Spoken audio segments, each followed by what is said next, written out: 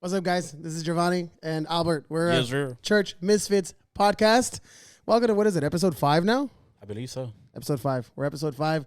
We are here with a couple of our buddies. Ignore the camera that I have in my hand. We're trying something new. It's going to be like family-oriented. It's a whole new movie. We're just making movies now. Anyways, not the point. Not the point. Do you want to go ahead and introduce our guests since you know all their names? Okay. So we have actually 3, 4, 5. I need to count. 5 special guests. Well, we got my boy Edgar over here in the corner. See him in the camera. Yeah. My boy Noexcuse. Noexcuse. I know he just Ugo. Yeah. The middle name Alberto. I remember. Pasta man. Amazing pasta. What's your name again, brother? Juan. Oh yeah, forgot. And everyone knows this guy. Okay. what's homie's name, bro? Oh man, something collective. I don't know. What I'm saying. That's his work, but We got my man Hazy. my boy There you Easy. go. No, not easy. Easy. Not easy. Close enough. It's close enough.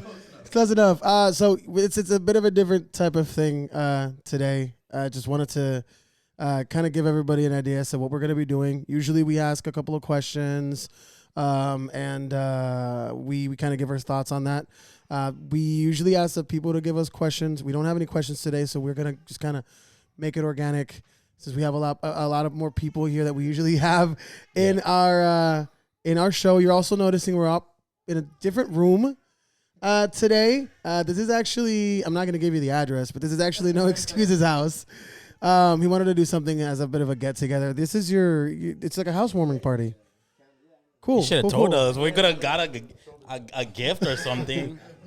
So yeah, we're here. You know, we have a lot of people. You know, these are guys that are making moves essentially, and just kingdom wise, right? And also, you know, outside of the kingdom in the secular world as well, you guys are making moves. So just wanted to kind of give you guys, kingdom orientated. Okay. Throwing out that out there. Okay, yes. Continue. Just wanted to give you guys an opportunity to introduce yourselves. I'm just gonna go around with the mic, and I'll start. Okay, I will start that way. They got their mic. I got one. Okay, so then here you go. Easy. I'll start with Juan. We're introducing ourselves. Yes, sir. All right. Just kind of who you are, what you do, all Little plugins like. Cool. that stuff. Today. So right now people know me for Pasta Man. But apart from my identity in God, but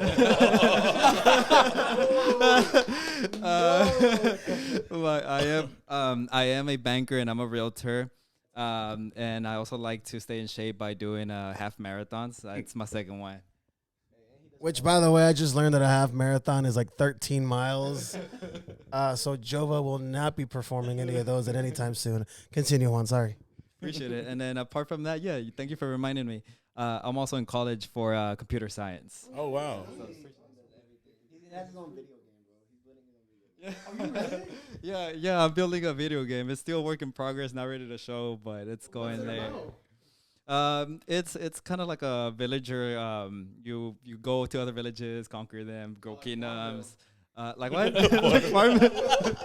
I don't know if they'll be farming in there, but. But yeah, it's I'm still working literally on just implementing camera controls and mouse controls. Got to start somewhere. Pasta man, baby. COVID chef. Alrighty. All right, so my name's Hanson. Some people know me by Heezy. Man, I know how to press buttons on a camera. You know, that's what I do. Better than I can. Better. Yeah. Outside of that, I mean, yeah, I have a marketing agency, so you know, I like to team up with small businesses and you know help them grow. And then I'm also into real estate investing.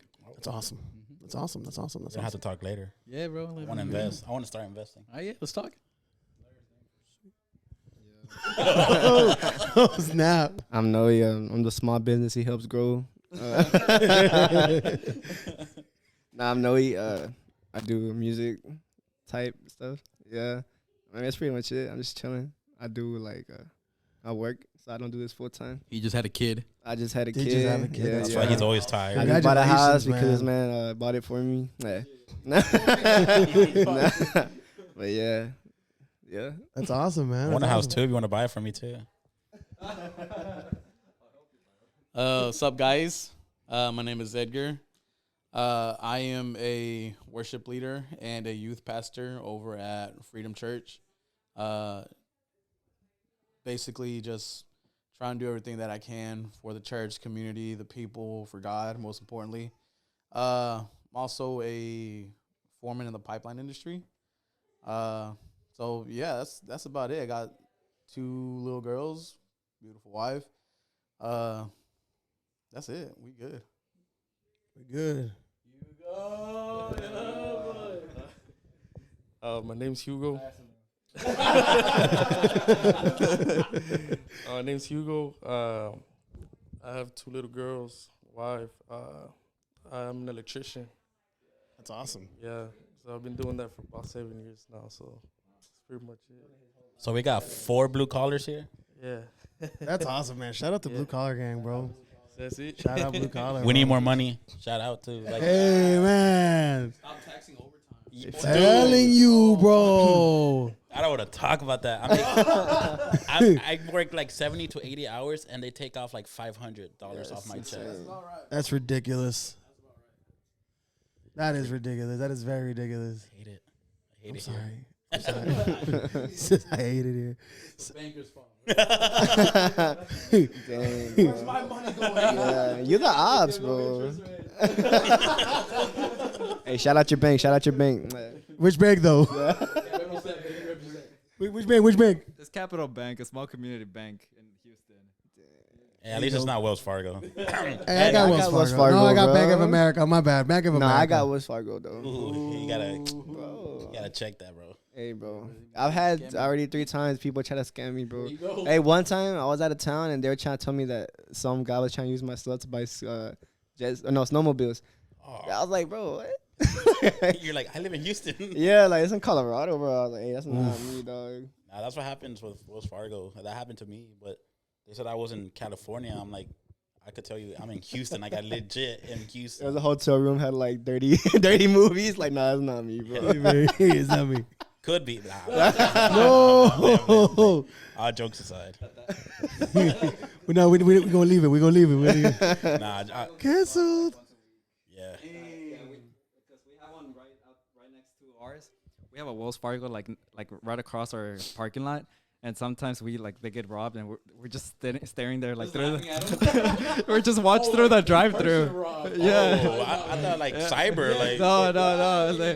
It's because on ours we're in I-10, so it's kind of like a little bit of a ghetto in there. that's not ghetto. Well, I won't name the city in case somebody lives there, but I-10 and what? Like what? I won't name it. But Katy? now people can GPS it, I guess. Well, it's Jacinto City. I guess people can GPS it. Oh, since that's I said- different. Yeah, that. Yeah, That's ghetto. they'll get robbed. We have like a real cop in ours, but for them, they only had security guards. So I guess they'll like take their chances on that bank. So yeah, we'll just sit in the drive-thru and just like watch stuff go down. It's probably y'all sending them hits, bro. No, because I know. They're calling me, hey, their security guards on break. No, because I'm going to give him my cut next time. I know Wells Fargo. Like, they got caught doing this. Is that they, for example, they'll get money from your account and open fake accounts. They got caught doing it. Yeah, they did. Mine, bro. I'm negative all the time, bro. Why didn't do that to me? Why didn't they do that to me, Maybe man? that's That's what I'm their saying. fault because Hey, they took maybe, money bro. out your We're account. talking about banks, man. I'm not suicidal. Hey, yo, what?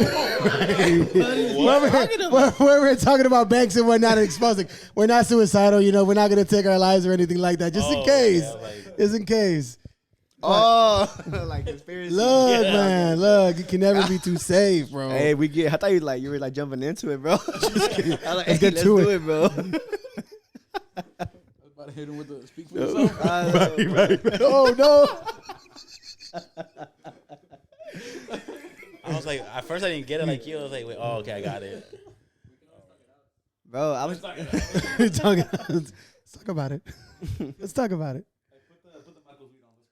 Let's go. Yeah, because brother only listens to Christian music. Bro, I wish it had sound effects, bro.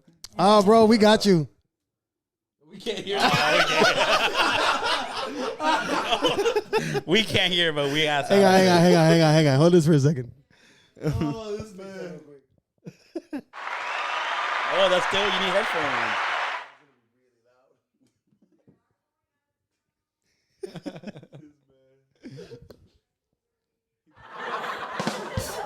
Okay, no, it didn't work.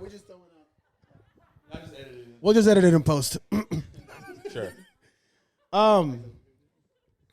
So yeah, this is great. This is awesome. I really like the vibe that we got going on. I'm not gonna lie to y'all. So let's jump right into it. Let's just right into it. Noe, I know you brought it. Did you come up with the sound effect? I'm gonna have it on deck, bro. I'm gonna just be started. Every time he says something impacting, just. Alright, I'm ready, bro. So man, you brought us a topic today. Yeah. Let's talk about it. What you got? I want to talk about the importance of giving in church. The importance of tithing. All right, that's our show. Y'all have a great. The pastor We can needs talk a about new, that first if you Mercedes. Hey, chill. Finding I'll be honest. Finding $6 million in the wall of your church. What? I'll be honest. I recently just got out of disciplina for that. For real? Yeah. It's crazy. Like, one thing I will say about that is, like, our whole life growing up, I feel like that's all I ever learned about tithing. Yeah. That's like every Sunday it was preached about. No shade to my old church. Like, I still love the people there. But Sometimes they don't know what's going on in the background. yeah, so like I was talking to one of my homeboys. I forget who it was. I didn't know much about the Bible, bro. Like until I was like 18, 19. Yeah. All I was taught was you got to give, tithing, David and Goliath. Like the stories everyone knows. Yeah. But they never taught us like real life stuff. Yeah. So that's why I always joke about it. But man, I'm chilling, bro. For example, because I don't mind no talking about it, but I think I got out the beginning of this month. Like they set me down. I couldn't be in the worship team. I think 3 months. Because 3 months, bro. Yeah, 3 months. Were you like It was behind on tithe 3 months? I don't know. Well, they said that they were like, "Oh, so why haven't you been giving?" I was like, "No, I have. It's an auto pay." They were like, You got your tithes on auto pay, bro. "Yeah." Like a bill. Well, that's what I told them. That's what I told. No, Hey, no, those 3 because months of I discipline did, you paid extra. But then I stopped. Now I know why they gave you 3 months, bro. No, Never no. mind. I did have it in auto pay, but then I thought I stopped it in June because I was trying to get a house. So I was like, I'm gonna just put everything on like for the house. But hold up. But they told me, "Oh, you haven't been giving your tithe since February." I was like, wait, hold up. Like, I got receipts. They do too. Well, apparently I wasn't. Like, that someone had took it off the auto pay. So I thought I was giving my diezmos. But they set me down, and I was like, okay, I understand. Like you said, like I was born and raised, give your tithes. Yeah. But I love my pastor, love my church. But there's ways of saying things. For sure. And I'm not gonna get into what they said, but like, Put them out there, bro. nah, I'm not gonna. Lay it out, bro. But like, for example, they said, I think 4 people from the band, and there was one that, like, he gets paid a certain amount of money, and What, bro? he gets paid a certain, but his mom controls his money. Because of Are you really putting him out there like that, bro? Shots fired, bro. No, because he can't have a bank account because he went through something with the law, so he can't have. so he legit can have a bank account. So his mom pays his. What do you gotta do to not be able to have a bank account? He doesn't want to tell bro? me, so I'm like, all right. If you guys in the comments, can you Google that and then tell me what you? Yeah, hey. Yeah. Well, so what's something that So what would you need to do for you to not be able to open up a bank account? It's pretty easy. If you owe money to other banks and they closed you down because you never paid them back. That's a lie because I owe Wells Fargo and I still got chased. You still got some banks will make an exemption. Shout out Gucci.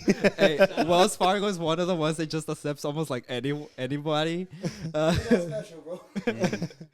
But Also, if you, because they do a background check, if something comes up that you're like FBI wanted or something like that, because we take a look at that. Or if your social security number doesn't match, or they gave it to you like at a later date, like when you weren't born. En la pulga? Yeah. So the bank freaks out because they're like, is this a fake social security card? So stuff like that can cause it to just bounce back. Oh, maybe he did something like that. Well, his mom pays like his rent. He pays child support. So the mom only gives him $100 a week. That's insane. So I mean, yeah. So From his paycheck? yes. So that's why, dude. That's why you do that. That was the point. Yeah. So I told him, hey, you need to manage your money. But he was like, well, I work with my dad. They take my check. And this, I'm talking about like a. I feel like this is too specific. If the person watches this, Well, yeah, he's gonna know who you he's are. 38, and I told him, dude, you need to handle your money. At your age, 38 wanted by the 38. FBI and not being able to open it up. Well, anyway, so for example, let's say he gets $1,000 a week, and He only gets 100. he only yeah, gets but 100. Child support is expensive. So he pays Nah, eight, no. he pays I'm just saying, he pays bro. 800 a month. Yeah, the On child support? Yes. Crazy. So then he His gets two kids. 200 out of that, No, but well, let's and say his mom just gives him 100. let's say he gets 100 a week. So the pastor was like, "Oh, you have to diezmar de eso, like what you earned a week." I'm like, if I get my diezmo, I'm gonna be without money the whole week. He was like, "Well, you better find a better job." It's crazy. There's a saying in Spanish that es lo que es. Hold on. Say what now? Yeah.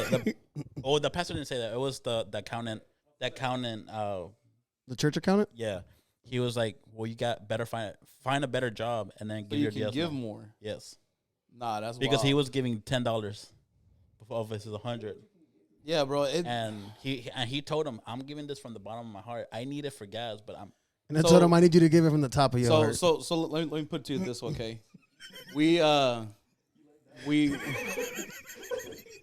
had an event at a church Yeah. that it was a building fund.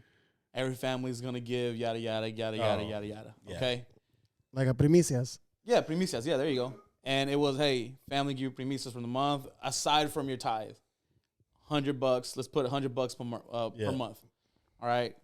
One of his families couldn't do it. Dad wasn't working a steady job, so instead he put in what he could. Every week he would put 20, maybe 10. The leaders found out about it. They're like, if you're only gonna give $5 or $10 a month, we don't want it. Just keep it. Dude, oh nah. Bro, that was the word. Like, don't even worry about it. Keep your $5 because apparently you need it more than we do. Yo. And Yo, bro, like at the same that's time, you're crazy. asking the people to do it for you. Like, no, I understand paying your tithes, do your offerings. Like he said, we were raised the same because we're brothers.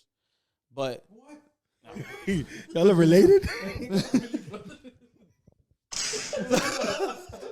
so, like we were talking a little bit earlier. Like, it's something that you don't really completely understand because you're raised in it. You're more indoctrinated into it. It's something that, like, why do we tithe? It's just because it's something you got to do. It says in the word. Okay, but where in the word? What's the reasoning behind it? What is the meaning behind it? Like, do we give out of, like, your gross income, your net income? Like, these are questions that people don't really ask because they're just giving, like, hey, you got to tithe with your money. So, like, for somebody to sit there and tell them, like, hey, we need more money out of you, like, at what point, especially if this dude is only living on $100 a week, like, at one point is the church actually helping instead of us just constantly helping the church? Yeah, now I learned this today, like literally legit. Someone from our church was struggling, like he got sick and something happened that his leg got amputated, and he lost everywhere. He lost his apartment. Dang. And he asked the church for help, and they said, "We don't believe in helping." Whoa. The church said that. Which church said this? Church my friend goes to. Almost. So, correct me if I'm wrong, but I thought we were supposed to help each other. that's biblical, dude. That's The church is supposed to be for the community, man. Yeah, the church isn't the building. Yeah. the church is the community around the place. So you're telling me that I'm putting in my tithes, my offerings beside my tithes, my time. I'm putting in everything else that y'all are requiring me to, not the word, that y'all are requiring me to. And when I'm asking for help, y'all just sit there, we don't help people. But like, y'all help me. I'm gonna be like the what do you call it? Devil's advocate. My English not that good. Anyways, but the reason Your why English no good looking. I don't believe him, it's hard to believe because that's one side of the story. Right, no, for sure. So what if Calling they homeboy a liar? what if that, like, for example, the family talked and they said that just so tenían pena de preguntarle al pastor. But I'm like, at the same time, like, why would you? So the way we do it at our current church is we have a benevolence program. You need help, fill out an application. I like that, a benevolence program. Yeah, there. and like, hey, we're going to help you, but we're going to give you the steps in order for you to get you out of your situation. You have to be a member to be there? No. I'll be Yeah, there Sunday. send me that. Send me the link. So we're gonna give you steps. We're gonna help you Yeah. 4 weeks. We're gonna do a program with you if whatever the issue is to get you out of that issue, so that you don't fall back into it instead of just handing you money. Yeah. And like every time we get a call, hey, I need help paying rent, light bills, whatever. Hey, fill this application out. Let's talk. Out of 90% people, 99% people that call asking for help, not one of them has filled out that application. I'll be the first one. Bet. So like, I mean, really, y'all are like, trying to get applications, bro. like I get some churches that are like, we can't help everybody.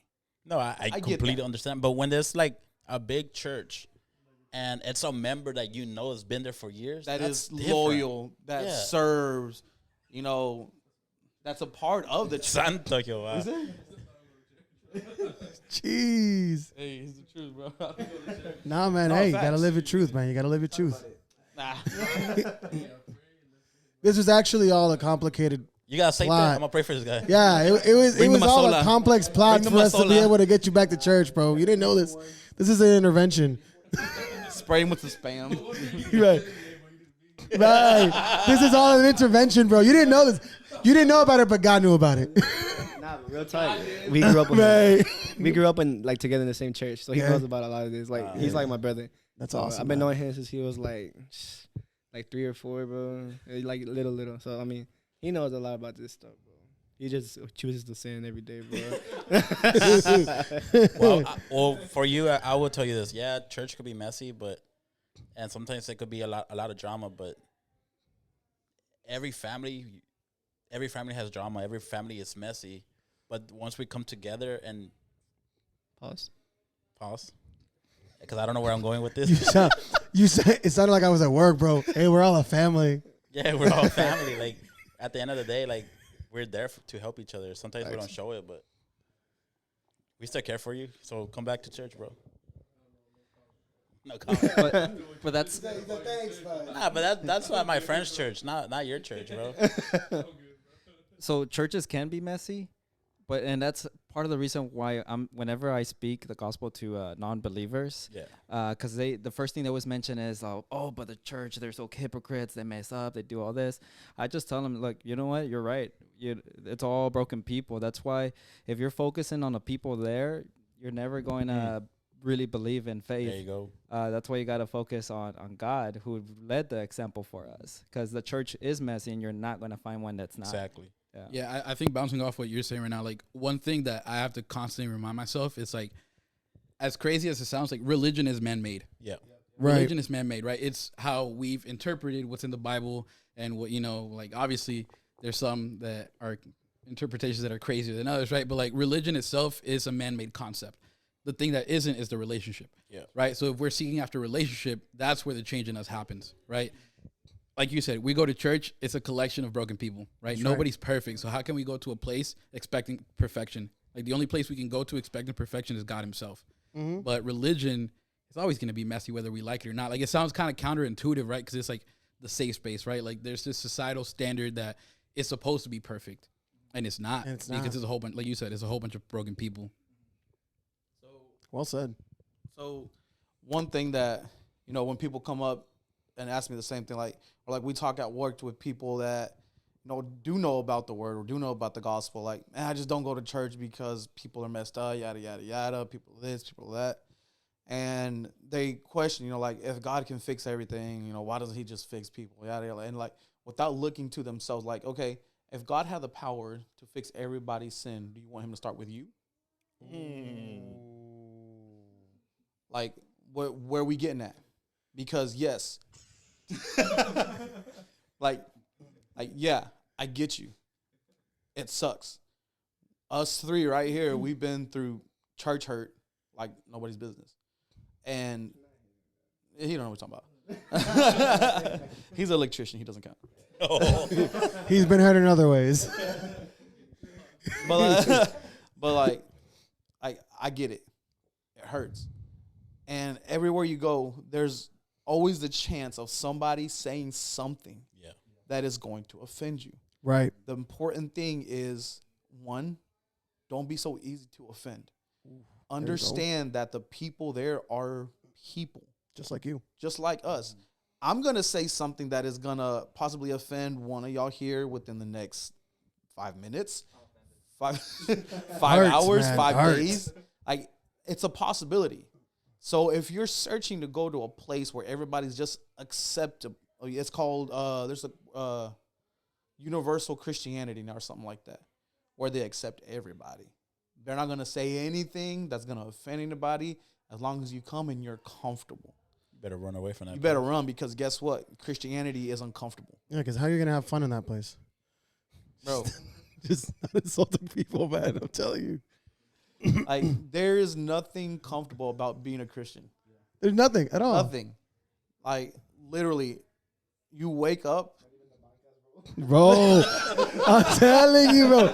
You try to kneel down to pray and your knees hurt.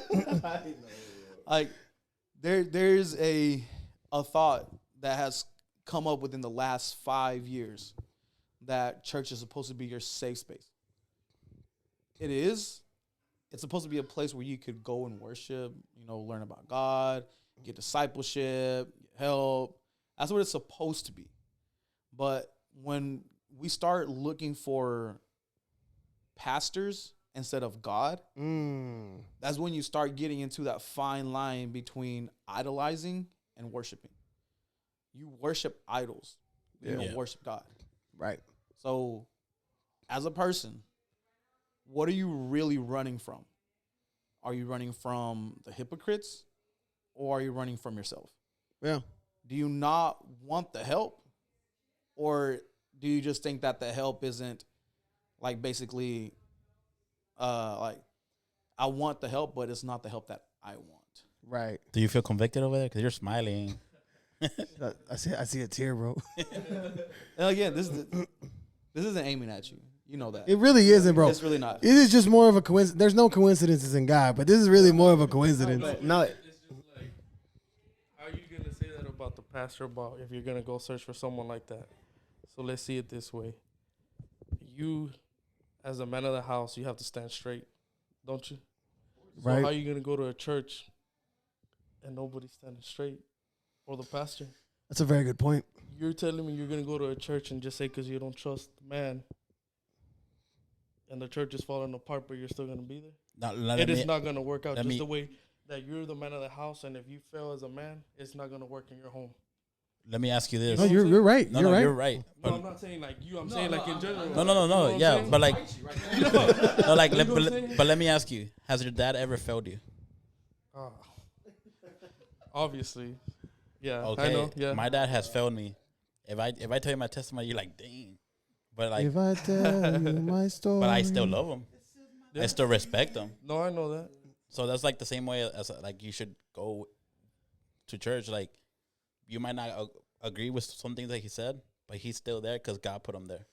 There's something Yeah, I know. I understand what you're saying. there's something that I whenever people tell me that type of the same thing, oh, I don't go to church because it's full of people that are gonna fail, people that are hypocrites, and the reality is we're all hypocrites. I'm not gonna sit here and lie about it. I'm a hypocrite. Everybody in this room is a hypocrite. We all are, because Facts. we judge other people based on things that we don't understand. We judge people over things we don't know. Their clothing. Leave my pants alone, bro. Leave my pants alone. The reality is, it's a matter of seeing past that. Yeah. And choosing to be with people that are choosing to be with you. Yeah, I think kind of going back to the pastor thing, right? Like what comes to mind is like that pastor. Let's say hypothetical situation, like it is a bad pastor, right? He's not truly pastoring a church. He's not a representation of God. He's a representation of that community, of that place, right? Of his own life. Yeah, exactly, right? And I think like we can look at it from two different perspectives, right? There's the perspective of me just going as a part of the congregation, right? Just going to church for church, right? But if I'm going and I'm wanting to, like, I guess, take the next step and like be in leadership and everything, that's when I have to look at the pastor more close. Right? Obviously, you can look at the doctrine and see what he's teaching, and coordinate that and use discernment and be like, okay, like because there are going to be pastors that are teaching wrong things. It's all based on their opinion, right? And it's like, dog, run, right? Like, exactly, right? And there's certain red flags that you can look, but even if it's somebody that's doctrine, the doctrine is correct, but they're not a good leader, if I'm not going to allow myself to be under their leadership, right? Because like if I'm going to be taking that step to, hopefully me be able to lead other people to Jesus, I'm being influenced by the people above me, right? Like there's that story about the centurion in the Bible, right? Like he's in charge of people, but he's also looking up to a person, right? Bro, we just had a preaching about that yesterday, bro. Yesterday. That's crazy. Bro. But Juanito, come on, baby. Man, telling you, bro. But it's like I can't expect to lead correctly if I'm not being led correctly. Right. And that's where it plays a bigger role. One thing I wanted to say also, like I just told you, it wasn't like not towards you, bro, like at all. Because to me, bro, personally, I haven't been to church either in like a couple of months, bro. But I kind of feel the same way like him. We grew up behind the scenes, bro. Like we seen everything. So for me, it's hard to step back into a church, or not like step into a church, but like step back into like serving and all that. Because everywhere I go, no matter like what I do, I always see the flaws. And like I know I say don't look at the flaws, don't look at the person. No, but look at the flaws. Yeah, but like it's hard for me to like trust people in church because everyone I put my trust into always is like on some weird stuff, bro. What was that? My phone. So like it's hard for me to like serve and be part of a church because I've seen everything, and it's hard for me to be a part of something that I really, not that I don't agree with, but like church people are so weird, bro. Like no offense to anybody, but thanks, bro. Like I just there's this guy I follow. His name is Mike Todd. He's from the basement. And yesterday I was seeing a podcast he did, and he was talking about like how his demographic, his people, or the people he wants to talk to, isn't the church, but that he loves the church so much that he doesn't want to push them away, kind of. So, because they got onto him for like cussing, I guess. And he was like, I'm going to stop cussing because I don't want to push the church people away. I still have love for the church people, but my demographic isn't for the church people. I want to reach the people outside the church. And I really related to that because, like, I don't want to, like, not that I don't love the church people, but I don't want to serve the church people because in my head, I wasn't put here to serve the church people. I was put here to serve, like, the people outside the church, to reach out to the people who aren't part of the church. And that's why Mike talk was like, that's why I talk the way I talk. That's why I say the things I say. Like, I know who to talk to, how to talk. I know how to talk to the people I need to talk to. Like, I'm not going to be influenced by the people that I'm not even trying to be a part of. Like, I can't explain it, but I know I need to go back to church. I get what you're understanding, and I get your point. Trust me. Whenever my first church was the pastor was my uncle, and I saw everything, all his flaws. I knew everything that was happening at his house. You think I respected him? I would always say, and to this day, I always say I'm not going back to his church because I see everything. But it's hard. Because one, he's my pastor. Two, that's my uncle. And I would tell him, like, I called him out, like, you're not a good pastor. That's why all your sheep are leaving. He's like, you're worried about something that's not important. You're literally, I'm here asking for help, and you're not helping me. So I would call him out. But That's one pastor that hurt me. Second pastor, my ex-wife. I was married. They were pastors. Divorce gang, where you at? Jesus. Well, I was married. They were pastors. Another guy that hurt me, another pastor, in a way that he told the whole church that I cheated on her, which I had proof that it was the other way around. I had audio, I had videos, I had pictures, but he told everyone that I cheated. Crazy. So he destroyed my name because I had connections there for work and everything, and then after that, I lost everything. Dude, I know this is random. I love you, bro. I'm dead. No, for real. I know I guess we just we met before. Yeah. But it was the first time we connect. I love you, bro. This Likewise, is so bro. random, bro. But I don't know. I love you, dog. Love you too, bro. It's hard for me to say that because No, I get you. But so that's two pastors. So this pastor, whenever I was in disciplina, I was like, damn, I lost another pastor. But then I would talk to him. He was like, dude, you're looking at the wrong things. Maybe they're trying to teach you so you could grow. Which I was like, nah, they just want my money. I was like, they just want my money. But once you start, like, they say diezmando, but from your heart, everything changes. Yeah. I saw that. And I was like, I even told my sister, like, dang, like, where all this money coming from? Because, dude, I had, like, money, like, left to right. I would take them out to eat. And that's love. and I'm like, me sobra. Dang, chill. Ahorita no. But like, God says in His Word, like, see, if you're obedient and you, like, I don't know the Bible verse, but He's not gonna leave you alone. Mm-hmm. He's gonna be there with you. I don't know. I don't read the Bible like that, but like, you shouldn't see the pastors like, yeah, it's hard, and I understand you, guy, completely. Because I'm the same way, like, oh, I'm not going to that church because the one pastoring. But if he's there, because God put him. And if si Dios no lo respalda, they lose the church like that. Just ask my ex-parents. So one thing, that's what you my boy over there. Hey, so one thing I wanted to mention, which is digressing to the other part of like looking for pastor or the things that I mentioned, I stopped going to church. Okay, if that does happen, what are you doing at home though? Are you like, it's very important for us to continue to read scripture because there's people who love to complain about their pastors in the church, but they go home and they don't read for themselves. They don't try to learn.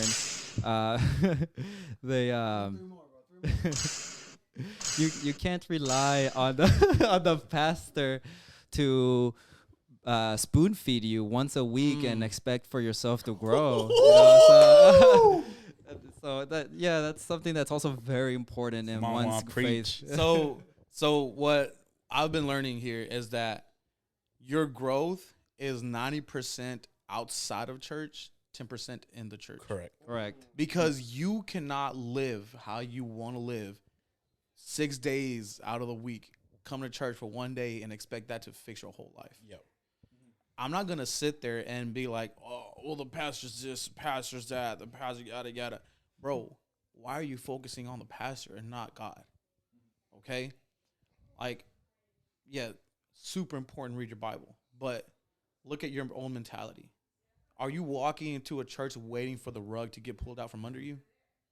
Or are you walking into a church waiting for God to make moves? Because if you're expecting that rug to be pulled away from you, You're going to find the any moment any opportunity.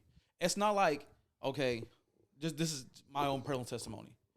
Got out of a church, started attending a church. Very first day, they started talking about, hey, we're doing this for the youth. This youth kind of like concert fun day, whatever. In my mind, I'm like, I could help out with this. I've been a youth pastor, youth leader since I was 15. I could help with this. But you know what? No, I'm not going to get into a church like that again. Let me scope it out, yada, yada, yada. Went to go talk to the pastor.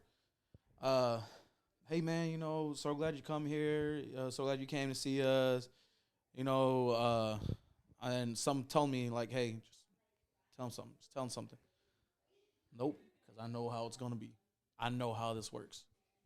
And God told me in that moment, I'm not asking you to trust him. I'm asking you to trust me.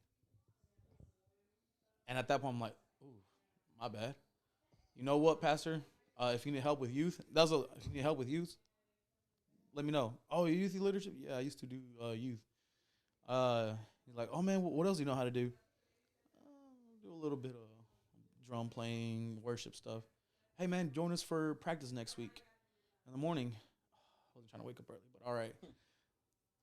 One of them one time, been serving ever since. Wow. Halfway through, I realized that I was still looking for excuses, though. Yep. I was still looking for moments that were going to tell me, yep, I knew it. Yep, I knew it. I knew this was going to happen. And guess what? That moment came.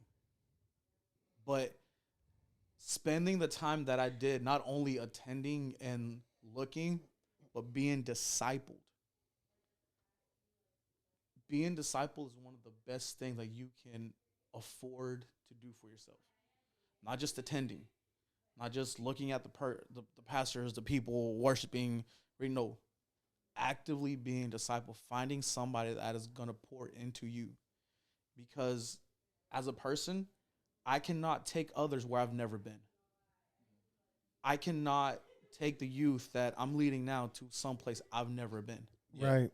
So if I'm willing to make the sacrifice of trusting God and not trusting man, that rug is going to stay where it's at. The only thing that's going to move are the mountains that he's going to put around me. Right. That's the only thing. So read your Bible, read your scripture, surround yourself with people, community, discipleship, like all that stuff. Ask questions. Love God or find someone. Like our main Slogan. Like our slogan, our slogan is find people who love you, love God, know you, know God, and have your best interest in mind. Wow. Like that's what our slogan kind of is. Because if you're constantly worrying about everybody in the church, bro, you're gonna find somebody. You're gonna find somebody that's gonna mess up your vibe. You're gonna find somebody that's gonna just waiting to pull that rug out from under you. And you're gonna allow them to pull it out. So send yourself in a place. Don't look to the pastor. Look to the person who look for God that's speaking through the pastor. One, we're talking today about excellence in church. Instead of looking for perfection, look for excellence. Excellence in everything you do. Excellence in how we speak. Excellence in, even reading your Bible. And one thing that stood out for me was people wearing filters all the time about, hey, this is who I really am, but behind the doors, this goes back to what we're talking about. We know behind the scenes, dude. Yeah. And so just because you know about God, do you really know God? Just because you know the book of the Lord, do you know the Lord of the book? What is it that you're trying to get out of this? What is it that you're trying to learn, that you're trying to know? Who are you trying to know? Who are you trying to get closer to? Are you actually working for a relationship? Or are you just looking to feel better about yourself after you sinned? What are you looking at? What can you bring to yourself? I get it. If you're going to a place where the pastor isn't doing anything for you and you're looking for help, bro, honestly, my personal opinion, leave. Look for. But be active in looking for a place. Yep. And be sure that it is the issue is the pastor or the leader. It's not just you, because it could 100% be you having the issue. Mm-hmm. I think. What's up? No, go ahead. Dale. I was gonna say. Dale gas. Dale. What? Okay. Well, to bounce off what he said, and that's why I wanted to go last, because to change topic as well. No, because not gonna lie to you, I was gonna change topic as well too. Anyways, like the only advice I give you is, for example, I'm not trying to call anyone out, just anyone in this room Call him out, bro.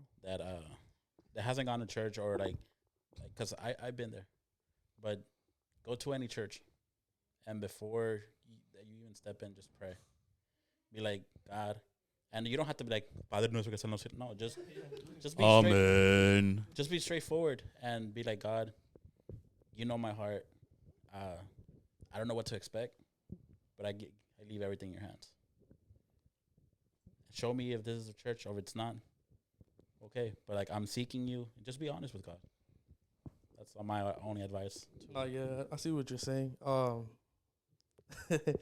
to talk about me, bro, but I haven't been to church in like probably like 6 years, bro. Nah, you're like, I ain't gonna lie to you, it's been like 6 years. It's crazy because I haven't prayed either. I haven't prayed. And I started praying like maybe a week ago. That's awesome. I started praying again, and you know I've been putting in my mindset I wanna try to change. Yeah. You know, because I saw this video of this guy that was saying the rapture. I don't know if y'all seen it.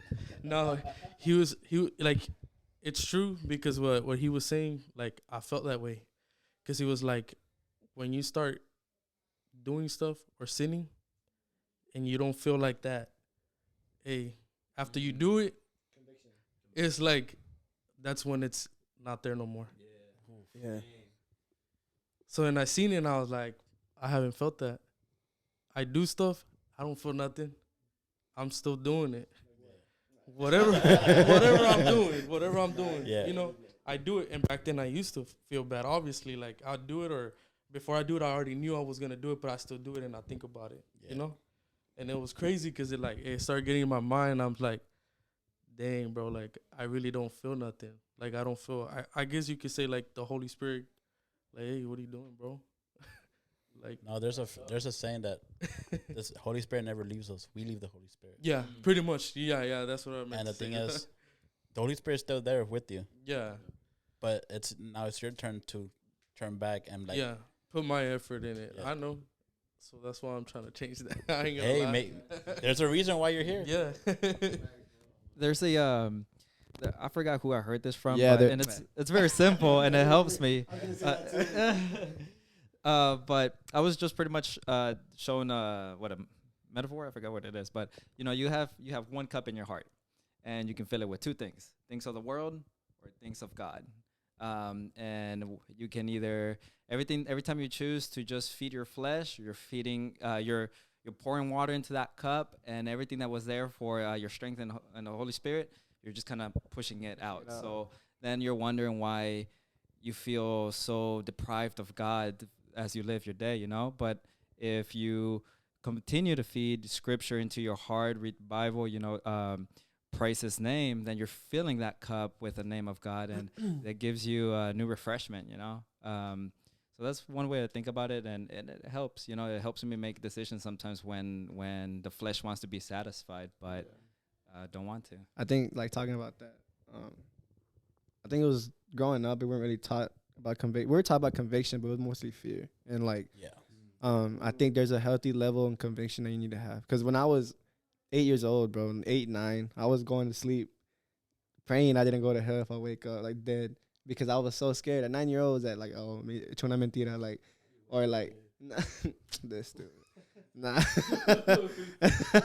Nah, but, like, I think I have so much fear instilled in me that, like, it wasn't until I got older when I realized, like, conviction is, like, not really a bad thing. Look at this fear of sin. Nah. No. I completely understand what he I says, feel though. you. Because, like, I have family members that whenever my daughter says something, they're like, oh, you're holding hands with Satan. Yeah. What the? And I'm like, no, we're not doing that. Bro, I would throw hands. It's that old school, bro. And, like, we grew up in a church where, like, every little thing you did, bro, it was, like, it was bad. So I would go to sleep scared because I was like, man, I stole a piece of candy today, bro. Like, what am I going to do? But I think people don't really understand conviction or understand stuff like that. And I think that's important to be taught because, like, right now, I don't have the same convictions I had 2 years ago, 3 years ago. And I'm not meaning, like, a bad way. Like he said, like, I don't feel nothing. Not, like, 4 years ago, I'd probably, like, feel really, really guilty if I had, like, a sip of alcohol. Like, I don't get drunk, but every once in a while, like, I have maybe, like, a beer. Hey, yo. I have, like, a beer with, like, my food or something. Or, like, when I'm with friends, not even myself, just with my friends. And, like, back then I couldn't do that, bro. Nah, back then I couldn't do that because I was taught, like, you're not supposed to drink at all. So I think convictions are really important, but you got to learn how to manage it. Yeah. Yeah, I get it. one of the biggest issues coming off a group like this, where we're from a specific demographic, a specific culture of church, and all Hispanic, the problem is that we aren't taught anything. We're dictated everything. Yeah. We are not taught why you should do this, why you shouldn't do this, why you should, well, hey, mom, why not? Because the pastor said so. Because the word says so. Where? Why does it say so? Why does it say so? In what context? Who was God talking to? Who was it? The Israelites, the Moabites, the Canaanites? What's going on? Well, the Bible says so. It's like, okay, so I'm just supposed to just kind of live my life based on what you're telling me somebody else said, based on what they're reading and they're interpreting their own way? We're not taught anything anymore. And I think that's become a issue because now you're seeing people who are going against what people are calling woke Christians, when in reality, they're not woke Christians. They're Christians who want to learn. Right. Yeah. It's not about us trying to live our life doing whatever we want to and being justified for it. We're actually learning what freedom in Christ is. Right. Not finding like just chains and like, I don't like getting into this a lot of times, but I do believe in things called generational Aliens. curses. Oh, yeah. Okay. Cool. What do you say? Aliens. Aliens. Like there is such thing to me as generational curses. I believe in them yes. too. Like Yeah. stuff that is passed down from generation to generation. And it's something that affects a lot of people nowadays, especially now that right now we're in an era of knowledge. And too much knowledge, facts, woke culture, everything. So now we're starting to see what decisions our parents made, how they're affecting us now. Yeah. I'm seeing it in my own life. But I'm working so that my daughters don't have to deal with that. Yeah. The whole revolution of do as I say, do as I say, do as I say. Bro, that hasn't helped anybody in what? How long? The whole thought process of Christians Bible thumping everybody. The word says so. Thus saith the Lord. Yada, yada, yada. Bro, teach me something. Right. Teach me something. Don't just tell me. Don't just pastor. Don't just speak, but actually pastor me. It's so random. But it reminded me of this meme I seen on Instagram or Facebook, whatever.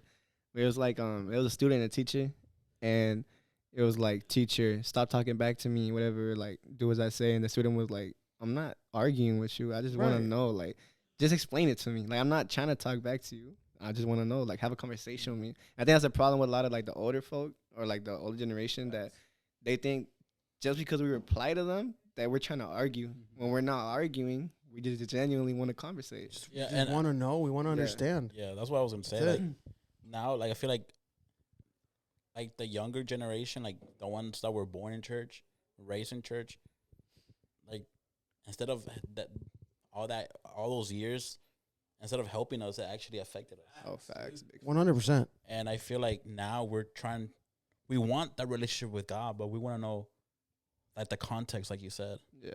And, like, I think this is, like, a good plug-in. Like, so with all this culture changing, I know you're a hip-hop artist. Wow, you stole my segue. Crazy. So how do you think that helps our generation? Hip-hop?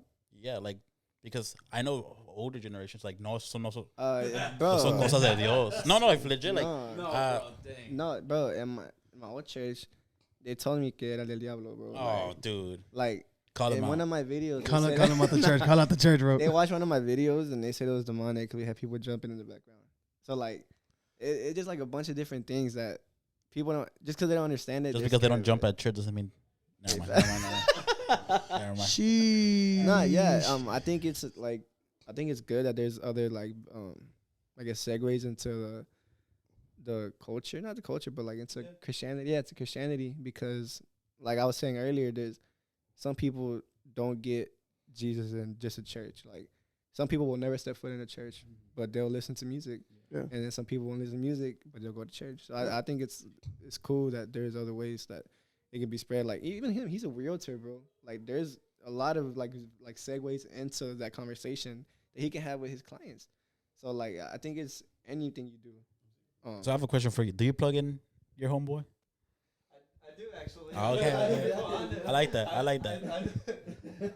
I plugged in my car. I was like, hey, let me show you somebody. Tell me how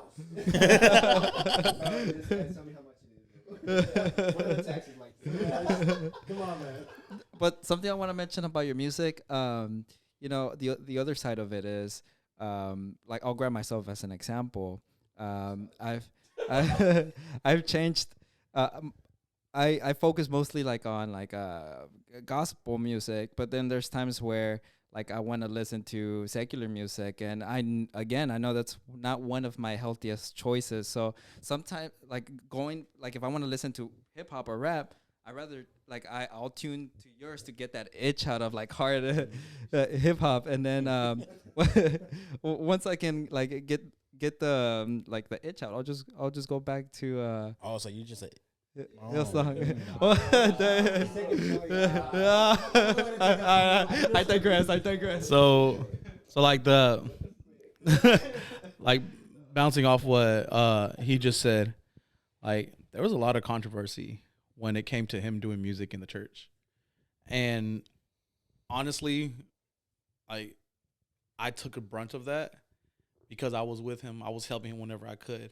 And I'm also the youth leader at the church. Like, I'm getting, why are you letting this happen? Yada, yada, yada. You're taking the kids to I thought you said you're taking them to a concert. Why are they having this? All this stuff.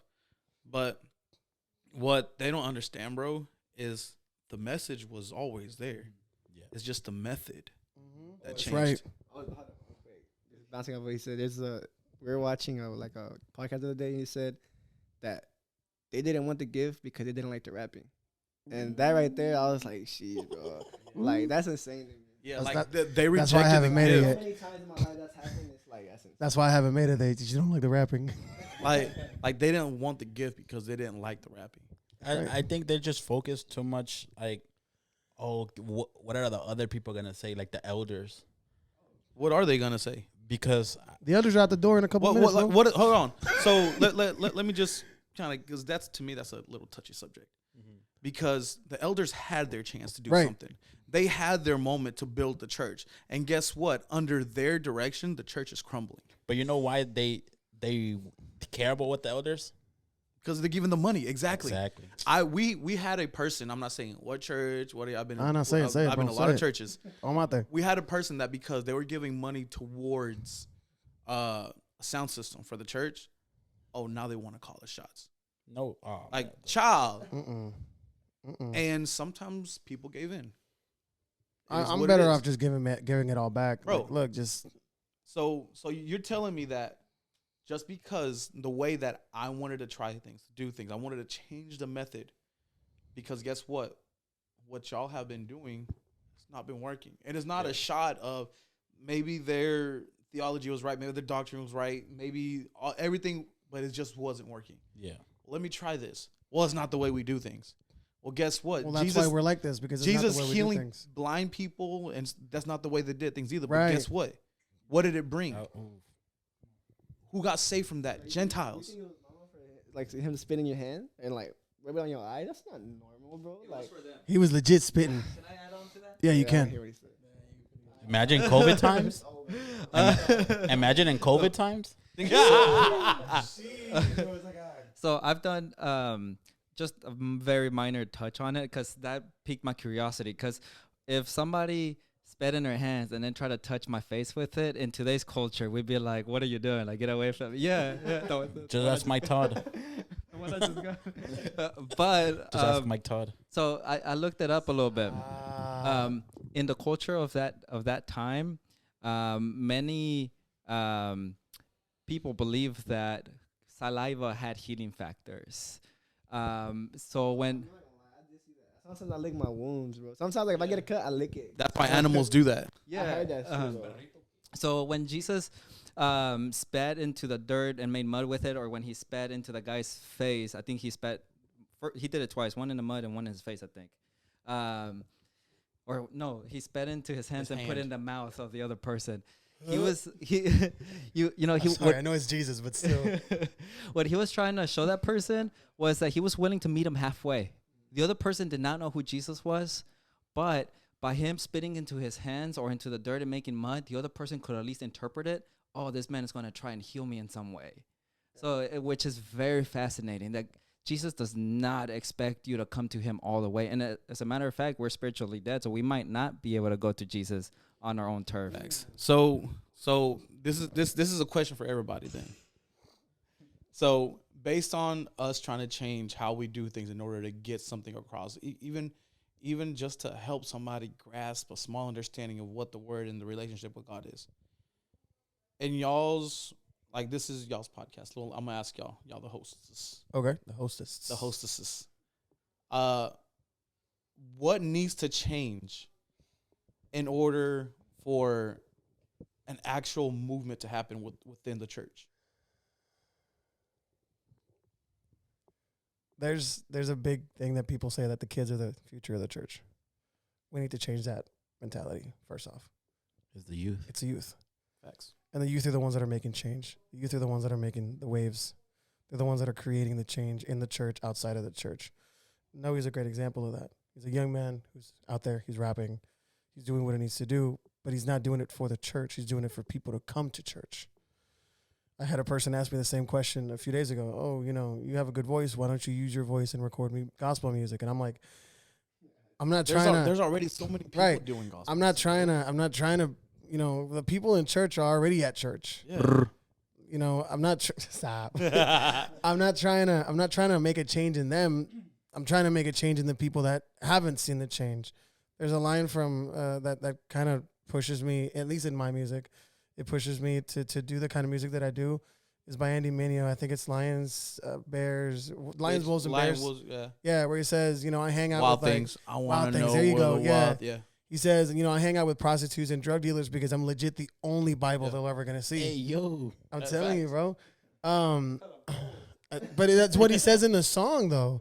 And to me, that speaks a lot, and I'm sure, with people like Noe, people like Albert, people like myself, people like Hizzy, that are creatives, we try to emulate that so that we can bring in people to make that change.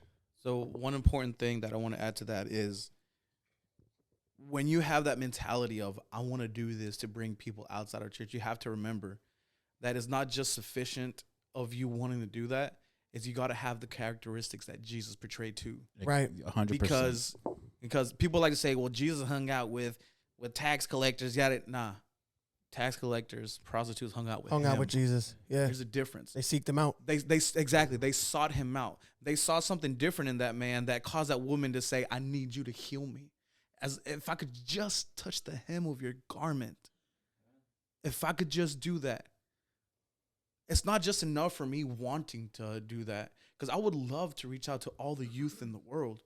But if it's not born within me, if it's not something that I'm portraying, if I'm not a direct example of my father, because guess what? My children are going to be an example of what I'm teaching them.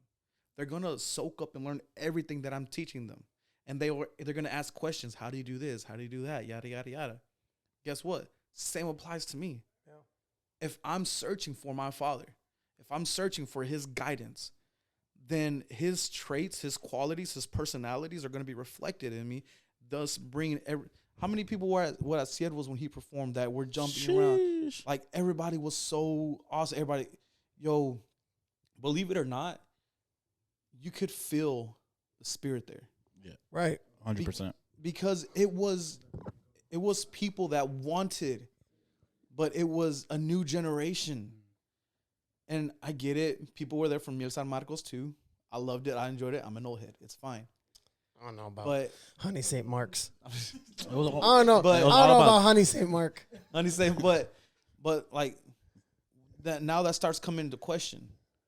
Like, if we're trying to do what we say we're trying to do, what are we actually doing about it? Right. So, that was like the loudest. Loudest sip I've heard, bro. I love your response. It starts with the youth. It does. We have to, bro. I've something that I do want to add is that Don't tell the story. no, like we need to focus, like you said, like on the youth, but we also need to learn how to talk to them. Right, 100%. Because right now we're like, oh, you're doing it wrong. Y'all just lo están desanimando. And like, Bro, back then when I was younger, I hated hearing that. Imagine people now, bro. especially right now that it's sad to say, but our youth are so sensitive. Yeah. And like for everything, they get hurt.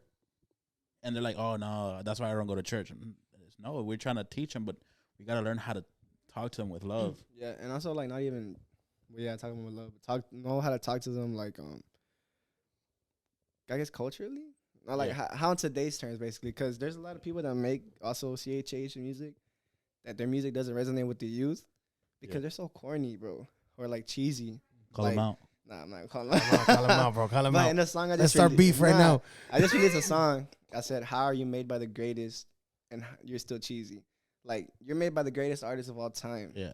And then you're making music, and you're still like, it's everyone has an audience, bro. I'm not gonna talk down on them. Yeah, I'm not talking down on nobody. Like you're gonna reach somebody. Like you're doing it for the kingdom, right? But like it's so important that you, I guess, know your audience. Like my audience is not 10-year-olds. I mean, they might listen to it, but like I think you should learn how to talk to, I guess, to youth because that's like you said, who's important, bro. Like In other words, don't be like that meme with Christopher Walken. Hello, fellow youngsters. You never seen that meme? He's like dressing like a skater, and he has like a skateboard back here. I think with what you're saying right now, like, because I've seen it happen, and like not trying to like make it seem like I'm like just consistently judging people, right? But like, there's a difference when you're called to something. Hey, I have deodorant. I got deodorant. There's a difference when you're called to something and you're doing it for kingdom because you're called to it, than when you try to fit what you enjoy to do as justification for the kingdom, right? Like I can enjoy to make, like let's say like I enjoy to make music, right? But if that's not the calling that God has for me, it's not saying that I can't reach somebody through it, but I'm throwing away the tools that He's given me where He needs me, right? Right. Facts. Yeah. There's a difference between your pleasure and your purpose. Well said. No, you're right. You're right. So like going back to like the church we went to. I'm not gonna call him out. But like obviously I was up there singing. They don't know that it's not obvious. No, but I was. Oh, you're single. Yeah. So Sing, bro. You're audition right now. Sing. You audition for my worship team. Go. No, I remember whenever whenever I was first with them, I don't remember if you were there, but like they kept trying to make me go up there. And at first I was like to the altar call? Yeah. Okay. They're like you need to do it. You need to do it. I'm just like, at first I was like, okay, I'll go ahead and do it. It's fine. Like my mom sings, my sister sings. So I was like, they weren't up there at the time. We had just went to the church. So they told me, and I'm like, okay, he was up there. That's how I remember. So I was like, okay, I'll go. But then after a while, I was like, it was good, but it was more like the feeling. I'm like, okay, it feels good, but am I really doing it? They put the conviction. Yeah. So I'm like, I mean, it feels good, but I'm like, I don't know. It's not right. So then some other stuff happened. And then that's why I had to get I'm down. that kind of person that once you tell me something, I got to know the whole story. Okay, they took me down, pretty much. Why? His ministry is achievement, bro. No. No, it's okay. No. It's not that. It's just I gotta know so I can know what to pray for. Like, you know? Okay. No, So the way that the pastor told me, he came up to me. He's like, "You're fornicating." I was 16. How does he know? He saw My you. wife. I wasn't married to her just yet, but she moved in with me. She moved in with me. She moved in with me. So at the time nobody knew, but she was going to church. But I still hadn't told them that she moved in with me. So how they? later on, obviously they saw that she. I don't know. I guess they found out. I don't know. Maybe my mom told them. I still don't know to this day. Call your mom out. I'm not gonna say. I was like, she got pregnant. She did get pregnant 3 months later, obviously. Only 2 ways that could have happened, man. Yeah. Right. Or not so divine. I later find out that he went to go tell everybody. Nah. Oh, he got the ministry too. Yeah. So he went to go tell everybody. So I was like, okay, like I got down. I was like, all right. And then later on, I think it was a couple months later, weeks later, I think. He's like, you need to get married. So I got married because of them. Oh. Do you regret it? No. Juan, close the door real quick, bro. No, Off the record. I don't. I regret getting married at a young age, but That's fair. I wish I could have done it maybe now or maybe later on in life when I was more prepared. I wasn't. Yeah. There's like you're getting married in a week. Whoa. So it was like, Oh, okay, yeah. so I was like, oh, like dang, I didn't even have a good job. I was working with my dad, and it was bad. So And your parents didn't. they allowed it. Right now now my dad asked me for forgiveness. He's like, I'm sorry for like not thinking about it, and then I just told you okay, because I remember that day. It was Valentine's Day, bro. I pulled up. Hey, I want her to move in. They're like, he just looked at me. He's like, okay, but you're gonna work. I'm like, all right, I'll work. So then I just dropped out and I just started working with him. But it was something really hard. Like right after it happened, like literally, I think it was a week after that marriage. You're going back up. I'm like, going back up. He's like, yeah, you're going back up. Like you have to be up there. You were something before, so you have to go back up. I'm just like, short as disciplina, bro. I'm just like, bro. I was like, okay. So I did it maybe for a month, 2, and then I stopped. I got off. I stopped going. I kept missing. And then he's like, what's going on? I'm like, I don't feel right. And then he's just like, well, you got to keep coming. And then the worship leader too, she just kept coming at me. And then I was just like, okay, I'll just stop going. And then from there, I never went again. You know, something similar happened to me, but the other way around. That I was in the worship team. I was singing at the time. And I told my uncle, hey, the pastor, I was like, you know what? I'm stepping down. He's like, why? He's like, because I know I'm sinning. And I was fornicating. He didn't know. I never told him. I didn't want him to know. But I was like, spiritually, I'm not right. Because I'm legit having sex before I sing. Yeah. Like 5 minutes before service. Yeah, no, I know. And I know how that I was like, I'm... Perro. And I was like, in my heart, I don't feel like it's right. He's like, you can't put yourself in discipline. I'm the pastor. So you'll stop singing whenever I tell you to. Bro, you grounded yourself, bro. Yeah, because I know I was doing was wrong. No, that's fine. I'm saying that's maturity. I knew I was doing wrong too, but I didn't know how to tell him. Yeah, obviously he saw me growing up, and I knew what he was gonna think right away. But his thing was, he told everybody, and then that week that I got married, literally I got married on a Saturday. Sunday we went to church. He told everybody, he's married. I was like, why would you go tell everybody? He's good now, guys. Yeah, no, that's really what he said. He's good. Like he's able to go there. He's not. He's not fornicating. He took care of it. I was like, dang. So I was like, okay, and I was like sitting down, and he was like pointing at me, and I'm just like, bro, like. I can just imagine you just. Sounds like your church hurt, bro. Huh? You should have been in our church hurt podcast. Bro, the 3 of us went to the same church. Yeah, bro, it was bad. He had it. Each one of us is a different. Yeah. So go ahead. I'm sorry. It's crazy. The church before also bad. Like the pastor pretty much was like texting other people from the church, like girls, and doing stuff. Sheesh. And Oof. but at the time, For the people that didn't hear, he said including him. at the time I was 13, I think. Yeah, I was like 13, probably younger. From 11 to like 14, 13 years old, maybe. And I still remember because he used to bring a lot of like famous people. I don't know how he had the money. It was a small church. he would bring a lot of famous people to come and talk. Like who? I'm not gonna say no names, bro. You Like said a lot of famous, preachers brought that Beyonce are to not go famous, preach for them. but they go around a lot of places everywhere. Kashnona. I'm not. Bro, even, stop naming I'm not pastors, even bro. gonna- He's not I'm gonna say gonna it. say- de Gloria. Hey, we're gonna do a quick round of pastors.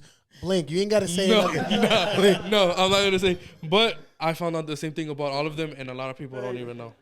And they're still going out there, and they're still going to people's churches doing it. Like a lot of them talk to my cousins.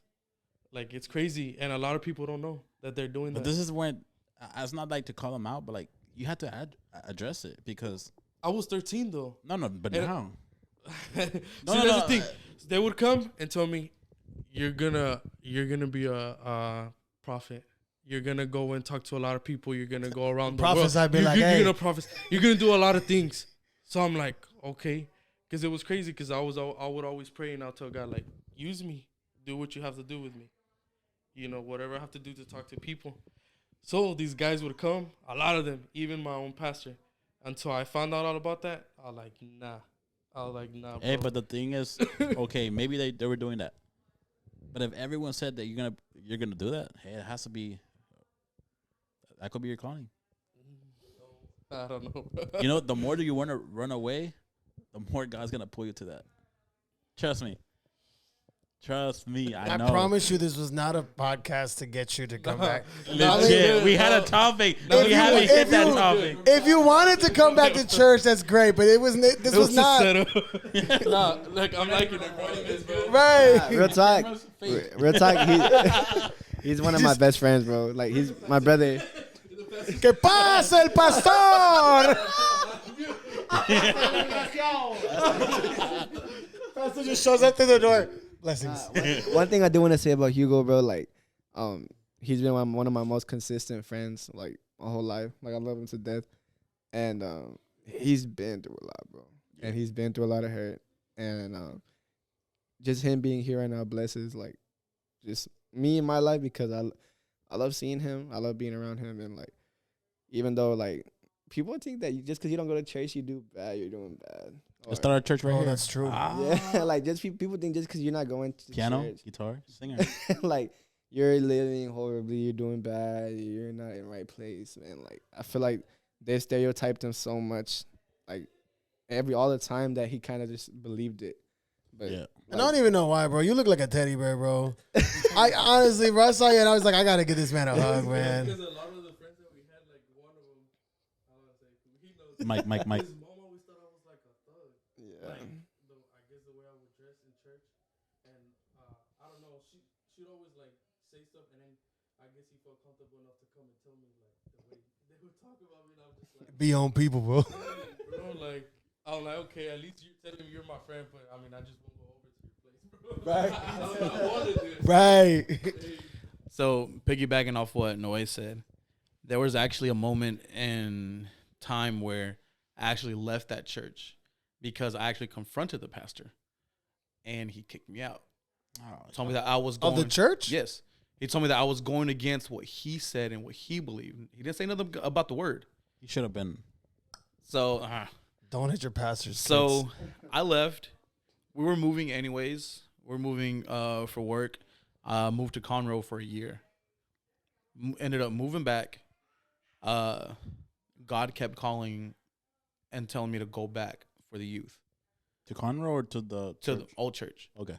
So I went over there, talked to the pastor.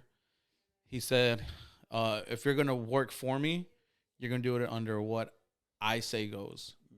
So me following God's orders, okay, as long as I'm doing what God's telling me to do.